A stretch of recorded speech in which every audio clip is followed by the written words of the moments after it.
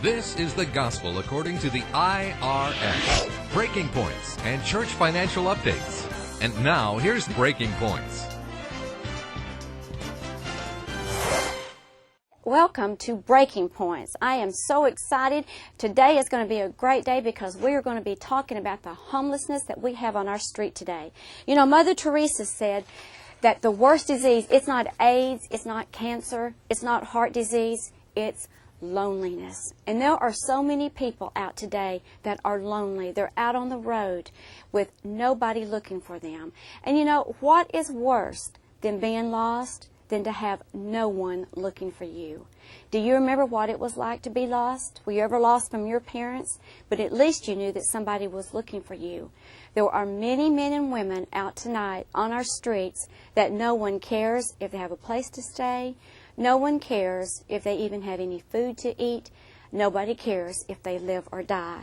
There are many, many thousands of people tonight that are going to be cold and they're going to be hungry, but you can make a difference in their life.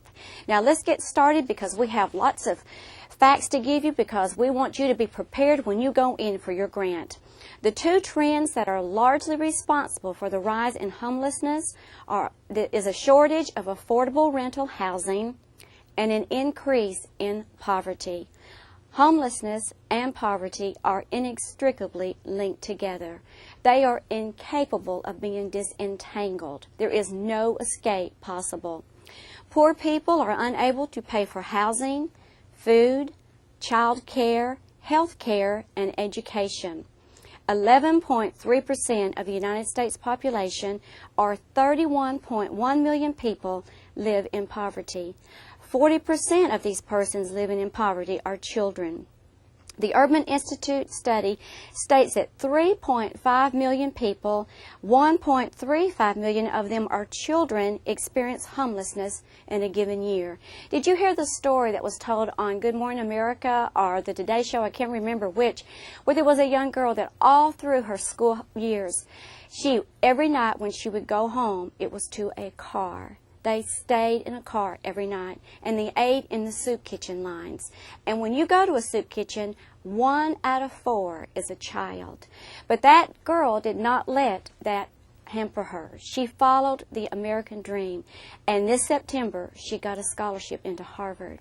And they're going to even make her life story for a movie that's going to be played on television. But she, out of poverty, she arose to go to Harvard. Can you imagine going from a car to a Harvard dorm? Homelessness persists because of falling incomes and less secure jobs which offer fewer benefits. More than minimum wage is required to afford a 1 or 2 bedroom apartment at fair market rent. 5 million rental households pay more than half of their incomes for rent. So even if you're making minimum wage, you're not going to be able to pay for rent, for your food, for clothing, for children, for gas. You're not going to make it.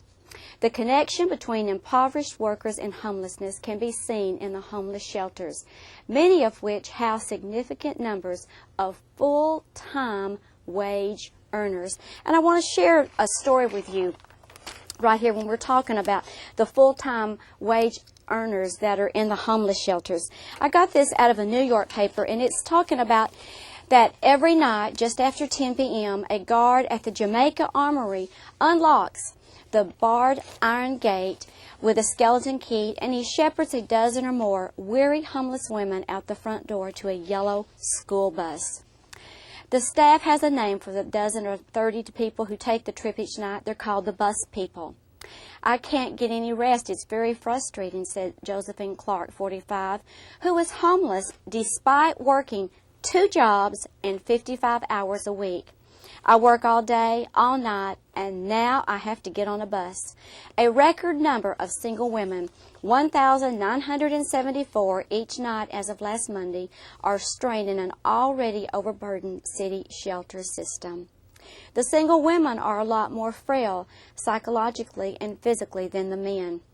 It's sort of expected that the guys can take care of themselves on the street, but the women who become homeless are people who have exhausted their friendships and their family work.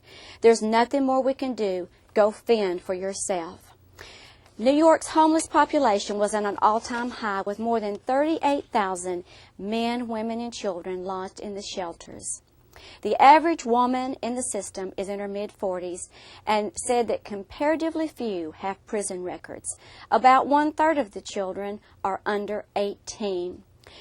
Josephine Clark, she has back-to-back jobs at Toys R Us and Linens and Things. I feel like any mother feels.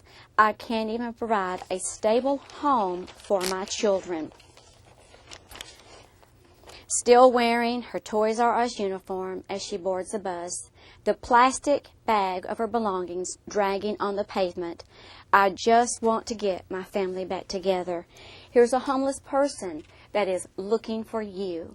Until next time, this is Deborah Chitwood, and we're going to come back with part 2 on homelessness. Breaking Points gives you the latest IRS updates and tax law. Pastor, if the IRS came to your church today, what would you say? If you really want your house of worship in order, call 1-800-345-9117.